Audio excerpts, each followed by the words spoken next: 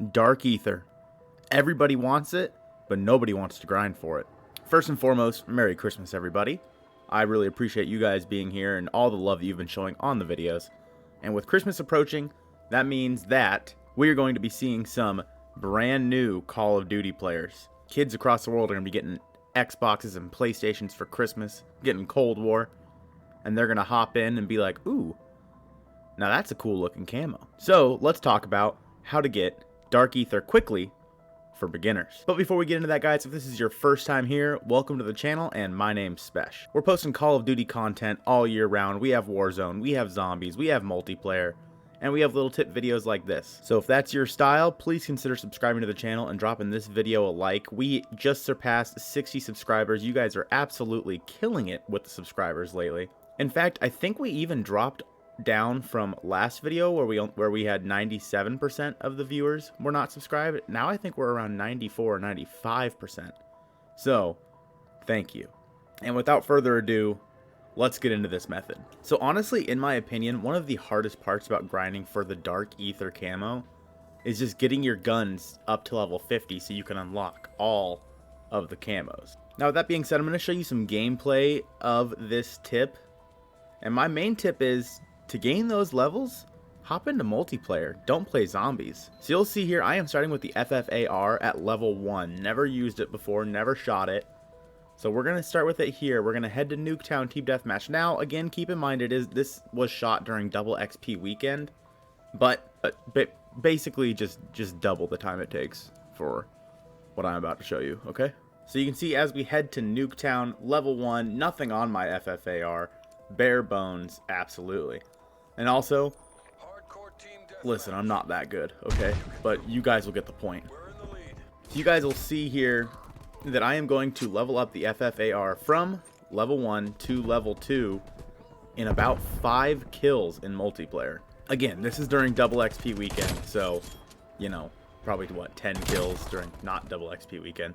But you'll see right here, I'm about to get my 5th kill, and there's the level up, level 2 for the FFAR. I was 5 and 3. I wasn't even doing that great. Now, I'm not going to make you guys watch this poor gameplay, but I'm going to cut to the end here. We end the game 16 and 18. Okay, so we didn't do that well. We led the team, but my team was kind of trash. We led the team 16 and 18. We leveled up the FFAR 4 times. Now, let's hop into zombies. And there is a reason behind all this, which we will get into. So keep in mind, I was 16 and 18 in multiplayer at about a 10-minute match, give or take.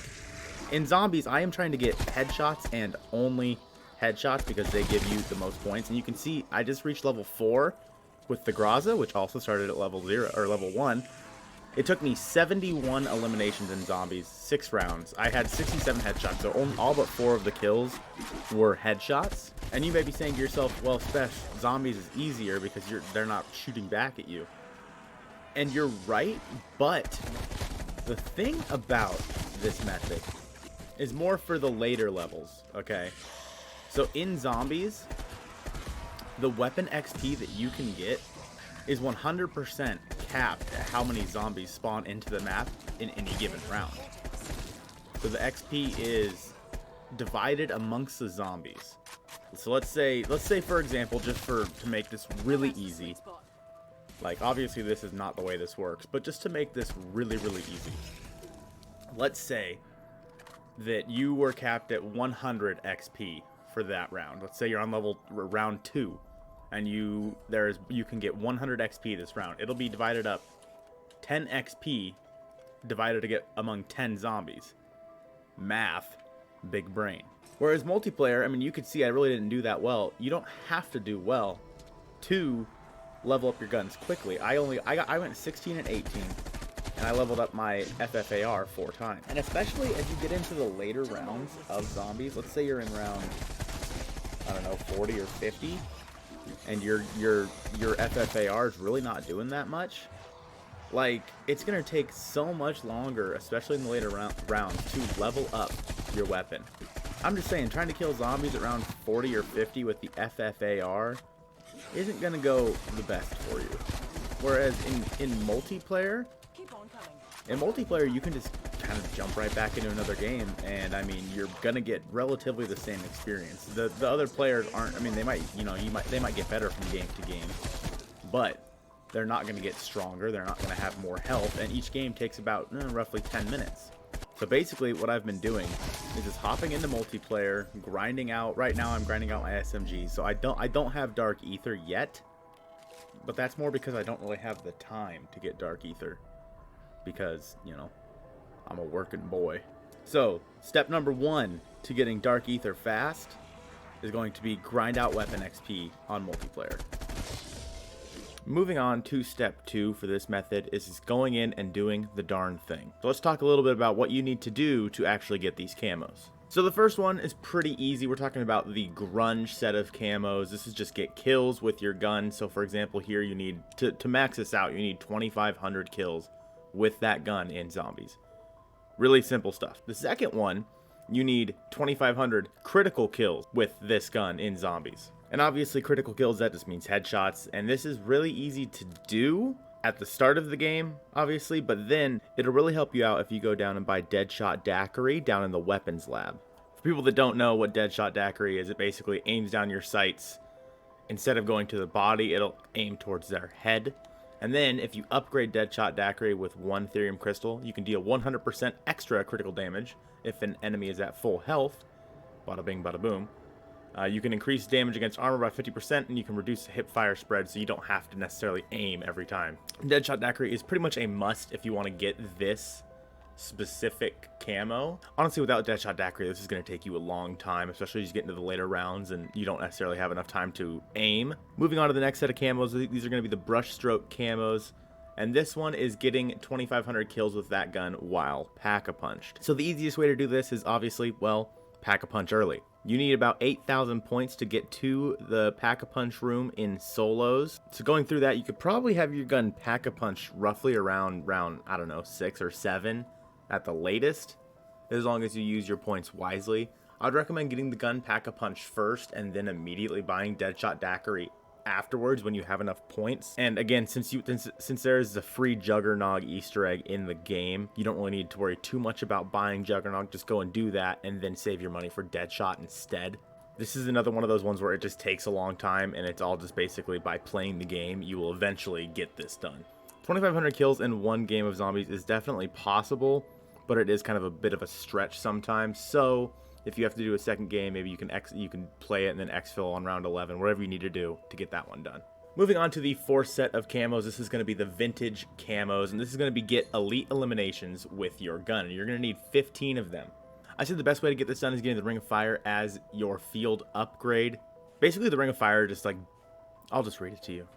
Creates a ring of ethereal fire that boosts damage for you and your allies. Normal enemies who enter gain a burning effect that deals fire damage, and it lasts 15 seconds. Honestly, while in the Ring of Fire, your gun will melt the Megaton, and it'll also destroy the Megaton bombers really quick. Unfortunately, however, killing the Megaton and then the bombers as well only counts as 1 kill instead of 3 against elites, which is honestly kind of annoying, but hey, what are you going to do?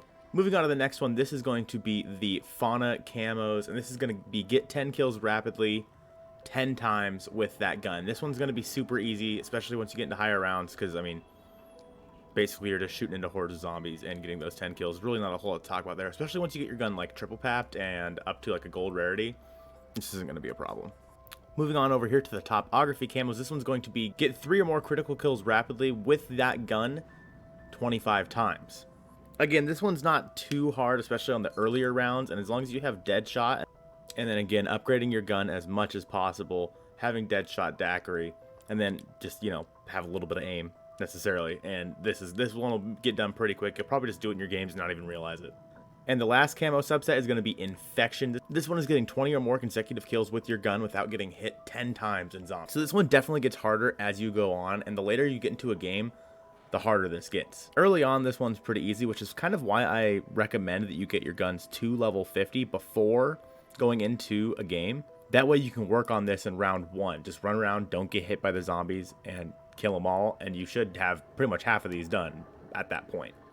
But some tricks for doing it later in the game: if you have the Ring of Fire again activated, and you have it leveled up to tier 3, it'll basically stop all projectiles. So when the Megaton is in, that it'll stop his like throwing his weird juice thingy. I don't know what it is, his energy, I don't know, but it'll block that, and then you can shoot at the other zombies while you're doing it. And again, that ring of fire will help you kill the zombies a lot faster, especially as you get into later rounds. These guns aren't necessarily viable, so it'll definitely help you out if you have the ring of fire. You don't want to try to do this on a dog's round, because the dogs jump from halfway across the map and hit you. So I mean, if there's a dog in the map, just consider it a GG. Kill the dog first and then keep going. And again, like I said, this is one of the ones where you probably want to do it on the earlier rounds, just because it definitely gets a lot harder to not get hit when you're training in the later rounds. So you guys, that is basically going to do it. That is all of our camo subsets over here in zombies, and then you can move on to the mastery. Obviously you get Golden Viper for doing it for one gun.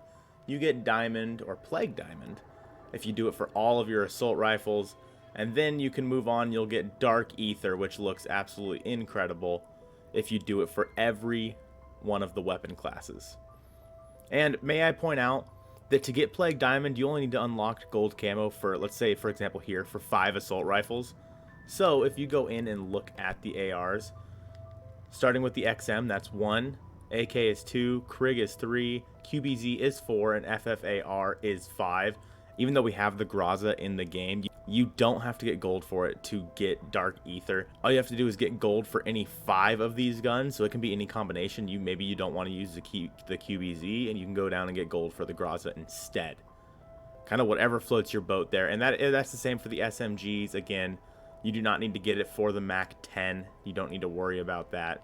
All you need to do is get gold on 5 SMGs to get Plague Diamond, and Plague Diamond also looks absolutely incredible. So do not worry about, as they add more guns to the game, that you're going to have to be grinding more. It's not going to be a huge deal. If this video helped you out a lot, please consider liking the video and subscribing to the channel. I'm excited to have all these new Call of Duty players into the Call of Duty world, especially getting into zombies, because this map is a great way to get into Call of Duty Zombies. To all my subscribers out there and anyone watching this video, I want to wish you a very heartfelt Merry Christmas. I appreciate all of you guys. I hope you guys have a great rest of your year, and I hope this video made your day better, and I will see you guys very, very soon in the next one.